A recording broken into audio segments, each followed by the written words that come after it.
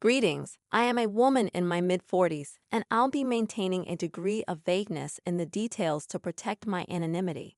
My ex-husband and I first crossed paths during my late teens, and after 3 years of being together, I found myself expecting a child. Given the unexpected nature of the pregnancy, we made the mutual decision to tie the knot. While our financial situation wasn't ideal for marriage, we believed we could make it work with a baby on the way. He picked up extra work shifts, and I did my best to contribute as well. Before we knew it, our first child had arrived. When our little one was about 9 months old, I discovered that I was pregnant once again. Our finances were stretched thin, and I was hesitant to proceed with the pregnancy due to the toll the previous one had taken on my health. However, my ex-husband insisted that we go through with it. By the time I reached my mid-20s, I was already a mother of 2. This was not how I had envisioned my life, but at that point, my options felt limited. Our marital life, I must admit, was far from a happy one. He resented me for not being more physically intimate, but after working 2 shifts myself and returning home with toddlers from daycare, I was hardly in the mood for such intimacy.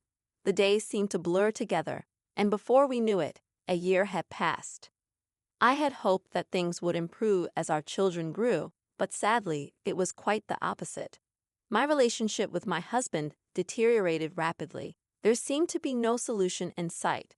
By the time our oldest child was 12 and the younger one was 11, approximately 9 years ago, I received a devastating diagnosis of breast cancer. The prognosis was grim, and the doctors believed I had less than 6 months to live. When my husband learned of this, his reaction was surprising. He became distant and emotionally closed off. I initially assumed he needed time to process the news, but that wasn't the case at all. It turned out that he had decided to divorce me because of the prognosis. In his eyes, I was a lost cause, destined to die soon, and he thought it would be better for our children not to witness my passing. Hearing those words shattered me, and I lost the will to carry on. I reached a breaking point to the extent that one of my physicians recommended trying a new experimental medication that was showing promising results. At first, I hesitated. I hadn't seen my children in over 3 weeks, and every attempt to reach my ex-husband resulted in him hanging up on me or denying me access to them. Still, I considered that perhaps giving the medication a chance might help me regain some semblance of normalcy and possibly salvage our marriage. With that in mind, I decided to take the medication. It did work, although it required a mastectomy to remove the tumors primarily located in my right breast. The doctors were optimistic about my prognosis, but my husband's reaction was far from encouraging. When I shared the good news with him, and we met in person, he took one look at me and expressed his lack of physical attraction to me in my fragile state. He couldn't understand why he should remain with someone he wasn't drawn to, and he informed me of his intention to proceed with divorce proceedings. To say I fell into a deep depression would be a vast understatement. Eventually, the divorce papers arrived in the mail, and after ignoring them for a week, coupled with numerous messages from both my husband and my children, I finally signed them. It took me some time to come to terms with the fact that my family, the only thing I had known for the past 12 years, was no longer there. I felt overwhelmingly despondent, but I forced myself to venture out and explore new experiences in the hope of finding something worth living for. That's when I discovered rock climbing. There was something about the struggle and the pain you endure while scaling those chunks of rock, all to witness the most breathtaking views that made every hardship worthwhile. This new passion resonated deeply within me, and over the last 8 years, I became an avid rock climber. Through these climbing sessions, I crossed paths with my now husband. We met some years after my divorce, and after being friends for a year, we decided to take the leap and start dating. Despite having a few trust issues, he was patient enough to take things slow with me. When he asked me to marry him, I didn't hesitate to say yes. I had already formed strong bonds with his family, and my relationship with his daughter felt almost like she was my own. So, marrying him was a decision that didn't require much heavy contemplation. My husband is a lawyer at a prominent firm in our city, which affords us a comfortable lifestyle. My stepdaughter, who is about to turn 18, is dearly loved by both her parents and their extended family. She is set to gain access to her trust fund, which reportedly holds more than $2 million. Being a driven and career-oriented young woman, she intends to use the money to attend the Ivy League university where she has been accepted. What I didn't anticipate was the fallout after she publicly thanked everyone, including me, for supporting her career and trust fund endeavors. Over the past 9 years, my attempts to reach out to my biological children have been met with rejection. They brushed me aside, ignored my calls, and made it abundantly clear they wanted nothing to do with me. I suspected this was due to my ex-husband's influence. However, when they saw my stepdaughter's post about the trust fund, they suddenly reappeared in my life, bombarding me and my stepdaughter with messages, essentially asking for money. They expect me to step back into their lives and play the role of their mother just because I married into a wealthy family. I find myself at a loss about how to handle this situation. While my husband is understanding, I sense that this situation will worsen if I don't address it promptly. I am uncertain about what to do next. Thank you all for your replies and comments. I took your advice and confronted my ex-husband. I warned him that if he continued to harass my family, I would obtain a restraining order against him. He argued back, claiming that I hadn't cared enough about the family to rebuild our relationship. It was evident he felt entitled to my resources. Frustrated by his attitude, I ended the call. I felt shattered after our conversation, questioning whether I had been a bad mother to my biological children. Their rejection over the years made me wonder if it was my fault. Since my last update, my stepdaughter has been continuously harassed by my ex-husband. She described a man stalking her, and I am certain it is him. I urged my husband to pursue a restraining order based on the evidence we had of these incidents. We successfully obtained the restraining order against my ex-husband, and since then, the harassment has ceased. However, my stepdaughter remains deeply disturbed by the experience. I can't shake the feeling that all of this is my fault. I can't help but think that if I hadn't entered their lives, they might have been happier. I've discussed this matter with my husband, and he's doing his best to assure me that this situation isn't my fault. However, whenever I look at my stepdaughter, I can't help but feel an overwhelming sense of guilt. I hope that with time, I'll begin to feel better. I'm struggling to understand why my life has taken such a chaotic turn. It's been a while, hasn't it? My last update was about a month and a half ago. Today, I'm here to share some news with you all. My eldest biological child reached out to me, expressing his guilt for posting those provocative messages just to get my attention. He wanted to apologize to my stepdaughter in person, but I wasn't comfortable with the idea of letting him near her. However, hearing his voice made me realize how much of his life I've missed, even though I gave birth to him. These emotions weighed heavily on me for some time. After careful consideration, I agreed to stay in touch with him, as I wanted to get to know my child better. I also learned a bit about why they were so reluctant to contact me. Essentially, my ex-husband had told them that I wanted to end the relationship after my cancer diagnosis to spare them from the pain. He convinced them that if they didn't go along with the breakup, I wouldn't have had the strength to do it myself. So both of my children decided to follow their dad's lead and distance themselves from me. Hearing this revelation made me reassess everything I thought I knew. And for now, I've chosen to maintain contact with my eldest child until I feel otherwise. I'm proceeding with caution, and he mentioned that he will speak with my youngest child as well when the time is right. We'll see what the future holds, as time will be the best judge of their character. I prefer not to provide further updates on this post, as I'm concerned it might attract more attention than necessary. I appreciate all the support and advice I've received. Thank you. Hey, OP, I'm so sorry you're stuck in such a difficult situation. You deserve much better than what you're currently going through. Your ex-husband's behavior is truly appalling, and it's disheartening that he has placed you in this predicament.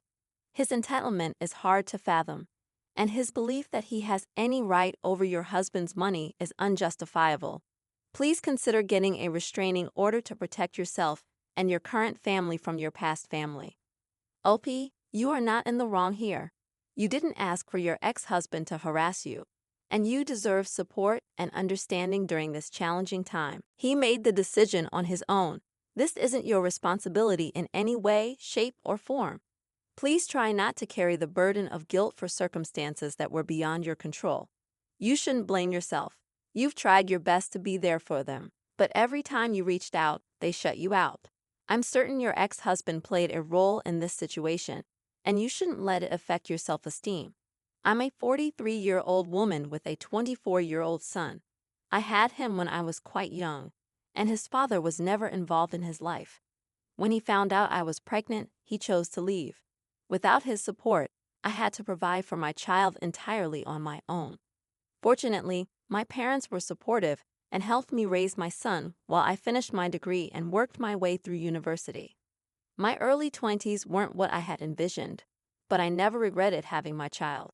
He has always been my best friend, or at least he was until he got into a relationship with Grace, a pseudonym I'm using. Grace is 23, and they met in high school. I didn't mind them dating because I've always been a liberal but strict mother. I had frank conversations with my son about the challenges of teen pregnancy and was very clear about my expectations. Luckily, he understood and avoided making any rash decisions. However, ever since they started dating, I noticed a change in my son. He started distancing himself from me, which I could attribute to him becoming a man and wanting his space. But it wasn't just that. He refused to spend time with me and avoided genuine conversations. I tried to figure out if I had done something to upset him, but I couldn't pinpoint the issue until I met Grace in person. The moment I saw her, I realized what the problem was. Grace harbored animosity toward me. I could sense it in her eyes during dinner. She often made snide remarks about how she thought I must be lonely because my partner had left me, and I had to work long hours to provide for myself. She was incredibly opinionated and unbending in her beliefs. From what I gathered, she despised the fact that I chose to be a single parent without dating around. According to her, I was monopolizing my son's life by not providing him with a father figure. She believed that if I had given my son a male role model, he would have grown into a better person, a real man, she asserted. This conversation took place around 6 months into their relationship. Recognizing the alarming signs, I attempted to talk to my son about it, but he promptly dismissed my concerns. He argued that Grace made him happy, and I needed to respect his individuality. While I understood his perspective, I couldn't help but worry. In my heart, I hoped their relationship would run its course, but to my surprise, they stayed together over the years.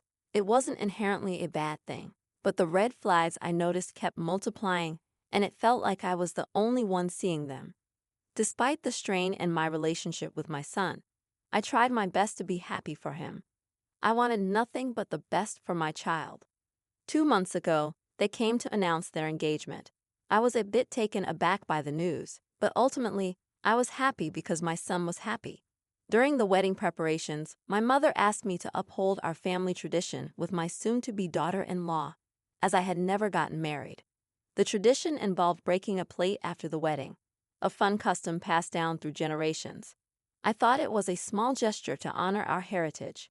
When I approached them about the tradition, Grace scoffed at me, suggesting that I should abandon my culture since we were now in America. According to her, Americans didn't engage in such uncouth behavior as breaking expensive china to preserve outdated traditions from our homeland. To my shock, my son sided with her, insisting that I should adapt to the times and let go of the tradition. He even went so far as to claim that since he was born in America and his dad was American, he felt no connection to that aspect of his heritage. Those words deeply shook me. I felt incredibly humiliated, so I ended the conversation. However, they persisted, posting numerous passive-aggressive messages on social media, vilifying me in the process. It was heartbreaking to witness the extent of my son's animosity toward me. Grace had complete control over him, and I couldn't help but feel disappointed in myself. Determined to take a stand, I decided to make a significant change. After years of hard work, saving, and careful budgeting, I managed to buy a cozy place in the suburbs. The original plan was for the wedding to take place in my backyard, which bordered a beautiful forest. My son wanted to incorporate nature into the ceremony. Despite this, I saw several social media posts from them, subtly attacking me. Aware of their budget constraints, I knew booking a venue would exceed their financial limits. Frustrated by their behavior, especially after seeing the fifth post targeting me, I informed them that I wouldn't host the wedding at my house anymore. I explained that they were not welcome and suggested they find a venue that better suited their vision of an American wedding. When they resorted to name-calling, I made a firm decision. My son would no longer receive the inheritance he expected due to his disrespectful behavior. Since then, my phone has been inundated with voicemails, some with my son pleading for reconsideration, while Grace screamed in the background. Others were just angry rants, blaming me for their marital issues. The news spread, and now I'm bombarded with messages from people calling me an a-hole and questioning my decision. 2 nights ago, my son showed up at my doorstep inebriated, begging me to let him in. He cried, slurring his words, and banged on the door. I chose not to open it, trying to enforce boundaries. Perhaps I had been too lenient, allowing him to forget that I'm his mother, deserving of respect. From what I gathered, Grace always desired to live in the suburbs, and my house was her ideal choice. If I didn't comply, the marriage might not proceed, as Grace demanded a provider. I contemplated telling my son to work hard and find a solution, but I remained silent. In those moments, I faced the painful realization that I hadn't raised the son I had hoped for. He stayed on my porch for about 3 hours before arranging an Uber to leave. I feel conflicted, torn between guilt and the belief that I'm not in the wrong. Thank you to everyone for your comforting and kind messages. I truly appreciate your support and reassurance, especially those insisting that I'm not entirely at fault. For those wondering why I never married after having my son, I realized I didn't need a man to provide for us. I could support my son and myself as long as I worked hard enough. My brothers served as positive father figures, and my son always felt the love of a family without me being tied down to a marriage. Regarding my son, he's remained silent since that night. I received a couple of voicemails from Grace, blaming me for everything. I can't help but feel like I've lost my son, but only time will tell how this situation unfolds. Recently, they broke up, and my son came to my place to inform me about it. Surprisingly, he seemed relatively unshaken. He asked if I had always known Grace wasn't the one. When I didn't respond, he acknowledged that he should have listened to me in the past.